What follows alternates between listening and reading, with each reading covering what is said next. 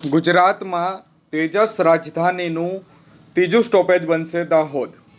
આ તારીખ 6/7/2025 રવિવારના રોજ સાંજે 5 કલાકે મળેલ માહિતી અનુસાર તેજસ રાજધાનીને દાહોદ ખાતે સ્ટોપેજ મળશે।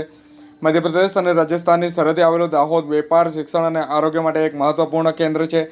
આ સ્ટોપેજથી દાહોદના વેપારીઓ, વિદ્યાર્થીઓ અને ગંભીર રોગના દર્દીઓને દેશની આર્થિક રાજધાની મુંબઈ અને રાજનૈતિક રાજધાની દિલ્હી સાથે સીધું અને ઝડપી જોડાણ મળશે।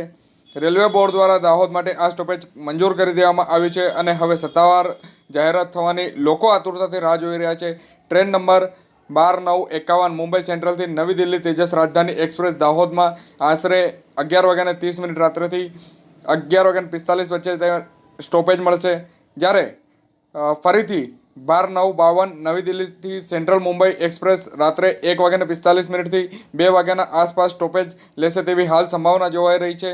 જોકે કહી શકાય કે આ પહેલાં જે ગુજરાતમાં સુરત અને વડોદરા જંકશન આ બે સ્ટોપેજ તેજસ રાજધાની માટે હતા, હવે ત્રીજું સ્ટોપેજ દાહોદ બનવા જઈ રહ્યું છે। દાહોદના સાંસદ જસવંતસિંહ ભાભોર દ્વારા રેલ મંત્રી અશ્વિની વૈષ્ણવ તેમજ રેલ બોર્ડ સમક્ષ કરવામાં આવેલ સતત રજૂઆતને પરિણામે આ દાહોદ રેલવે સ્ટેશન ખાતે તેજસ રાજધાનીને સ્ટોપેજ મળી રહેશે।